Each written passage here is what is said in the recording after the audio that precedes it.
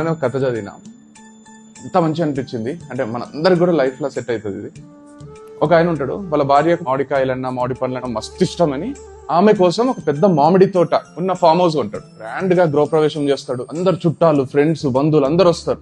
అయితే నాకు వచ్చిన వాళ్ళు సలహా ఇస్తారు, కరెక్టే చూసుకొని మంచిది కొన్నావు, మస్తుంది, మామిడి తోట హైలైట్ ఉంది, కాకపోతే వాస్తు చక్కగా ఉందో లేదో ఆయన తీసుకొచ్చి చూపి వాస్తు కరెక్ట్ ఉందో లేదో అంటే నాకు అనిపిస్తుంది అవును కదా నిజమే అని పోతాడు.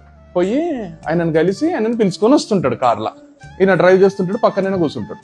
ఆయనకు ఎవరు ఆరని కొట్టినా స్లో అవుతాడు, వాళ్ళని పోనిస్తాడు వేరే కార్లని. జ్యోతిష్యుడు చూస్తాడు, అడుగుతాడు ఎందుకు అట్లా చేస్తున్నావు, ఎందుకు అందరికి అట్లా సైడ్ ఎందుకు ఇస్తున్నావు అంటేనే ఆయన చెప్తాడు, లేదు వాళ్ళకి ఏం తొందర ఉందో ఏదో అర్జెంట్ ఉన్నట్టుంది పోనీ అంటాడు.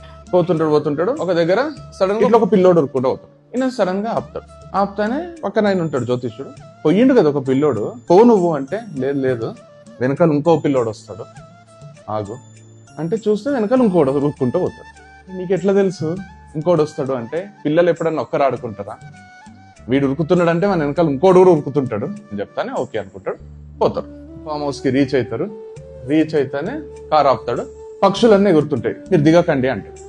పైన పిల్లలు మామిడికాయలు తెంపుకుంటున్నట్టున్నారు, చెట్టు ఎక్కిండ్రు, అందుకే పక్షులు ఎగురుతున్నాయి, మీరు దిగితే వాళ్ళు భయపడి ఎవరో పట్టుకోవడానికి వచ్చిందని కొంచెం తొందర చేసి కింద పడే ఛాన్స్ ఉంది, కొంచెంసేపు ఆగండి ఒక 5 నిమిషాలు.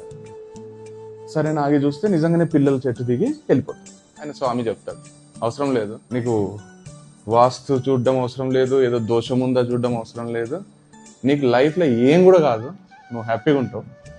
ఎందుకంటే నువ్వు నీ గురించి ఎప్పుడు ఆలోచించుకోలే. మొత్తం మనం వస్తున్నప్పుడు వేరే వాళ్ళకి అవసరం ఉందేమో పోనీ అని పంపించిన, ఒక పిల్లోడు పోతుంటే ఇంకో పిల్లడు వస్తాడేమో అని ఆగినావు. ఇక్కడ చెట్టు మీద నీ తోటలో మామిడికాయలు తెంపుకుంటుంటే తెంపుకోనిలే పిల్లలు కింద పడతారేమో అని నువ్వు ఆగమన్నావు. అందరి తర్వాత నిన్ను పెట్టుకుంటున్నావు. నువ్వు నీలాంటి ఏ దోషం ఉండదు, ఏమీ జరగదు, నీ లైఫ్లో సక్సెస్ తప్ప ఏమి ఉండదు. లాస్ట్కి మామిడి తోట కూడా నువ్వు నీ కోసం కొనలే, నీ భార్య కోసం కొన్నావు. You are so selfless, and when you are selfless ఏది కూడా నేను ఏం చేయదు లైఫ్లో, ఏ శని ఏం చేయదు, ఏ దరిద్రం ఏం చేయదు, ఏది కూడా నీ దగ్గర కూడా రాదు. సో నేను చూసే అవసరం కూడా లేదని నేను ఇక్కడికి కథ అయిపోతుంది. కానీ కథ ఇక్కడనే స్టార్ట్ అవుతుంది.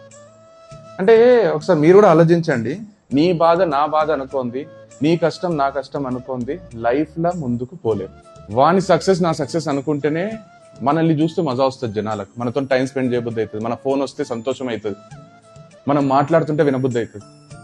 So the point is very simple, చిన్న చేంజ్ చేసుకోండి లైఫ్లో. మీరు పక్కనోడి కోసం బతకడం స్టార్ట్ చేసేసేయండి, నీకు 10 times ఎక్కువ ఆనందం వస్తుంది, 10 times ఎక్కువ సంతోషం వస్తుంది. Trust me.